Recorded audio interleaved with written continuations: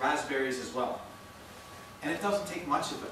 In fact, they're working on the compounds, including resveratrol, which has made the news lately from grapes, and seeing if we can extract it. And the initial animal studies are showing that even the extracts really play up the methylation and acetylation pathways. Isn't that fun? Getting back to the same stuff time and time again. Very anti-cancerous, especially for things like the digestive cancers.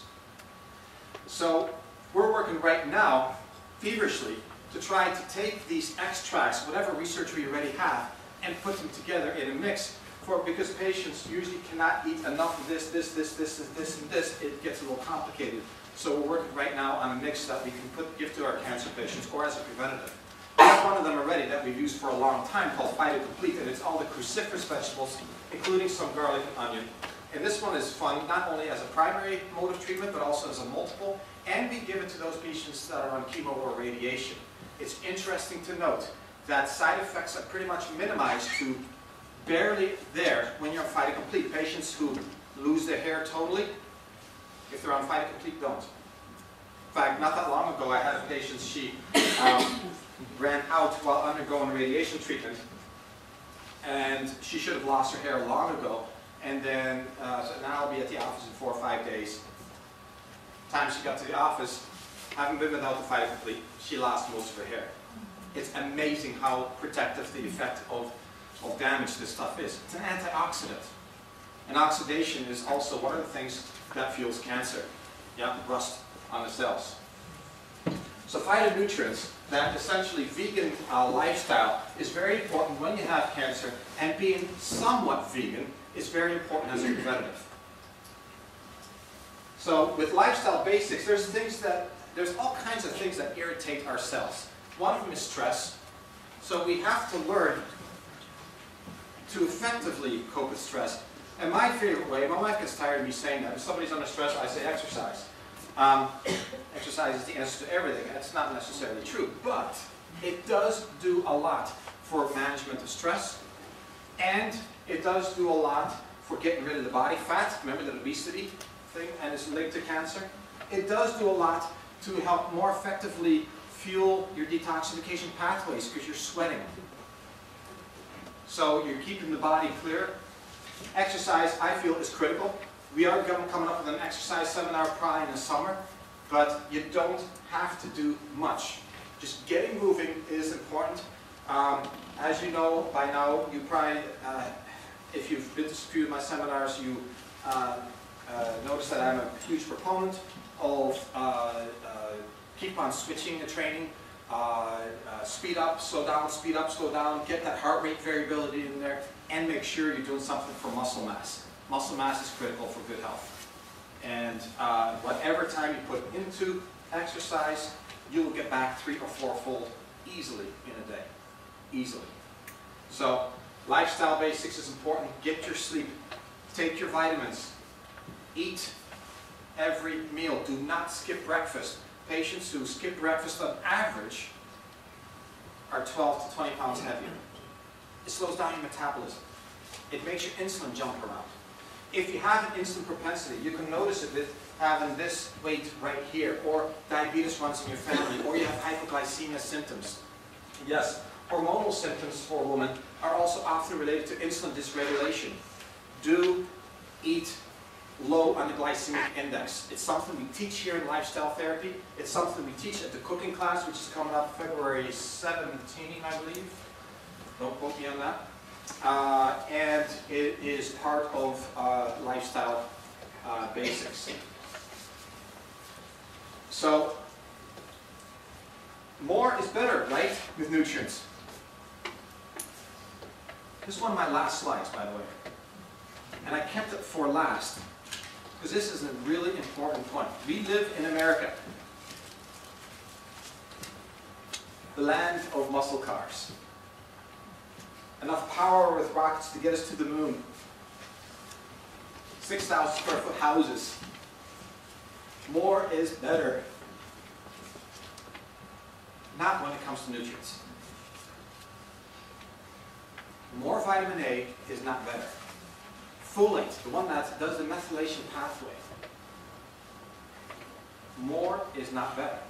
In fact, it's a double-edged sword. If you go over a certain amount, it will become pro-cancerous in a really mean way. Even worse than being deficient. More is not better.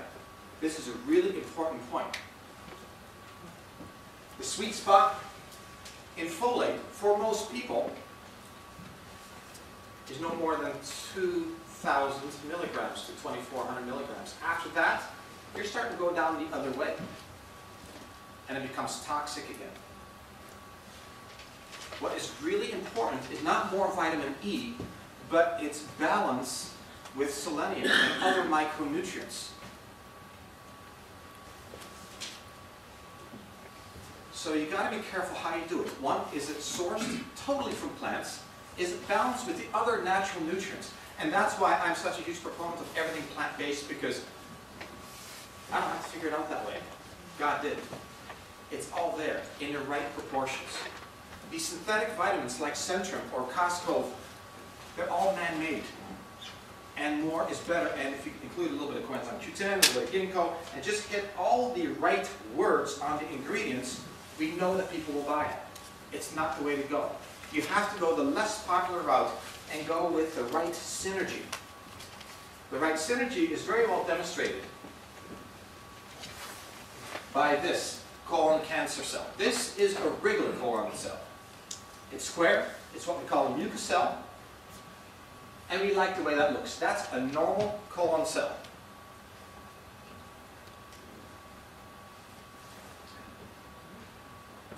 This is the colon cell that is in a cancerous state. We know how to grow these in a petri dish, by the way, so we can experiment with them. And what you're about to see with this colon cancer cell is turning the cancer world upside down. Because we can make this colon cancer cell go from this very virulent state to 2 weeks later looking normal by application of just a little bit of an extract of hops and 4 minerals in very low quantity. It took the researchers a couple of decades to do this. They knew these nutrients were anti-cancerous, and they knew the secret was in there somewhere, and they had to go through thousands and thousands of different ratios before they hit on this one. This, they can do in just 2 weeks. There is not a drug on the market that can do this. This is a human colon cancer cell. We can make it go away in just 2 weeks by changing its genetic expression, by reducing inflammation, by increasing its methylation pathways, by fueling it with specific nutrients.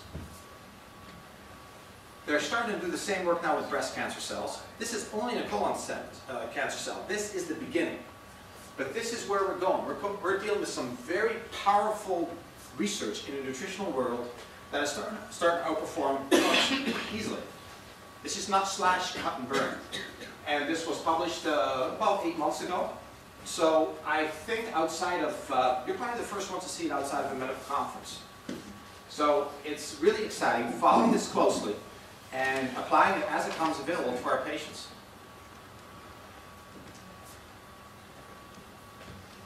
That's our next seminar.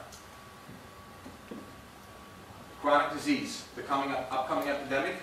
Here we're going to spread our wings a lot further. We're going to hit a lot of different things. And it should be fun.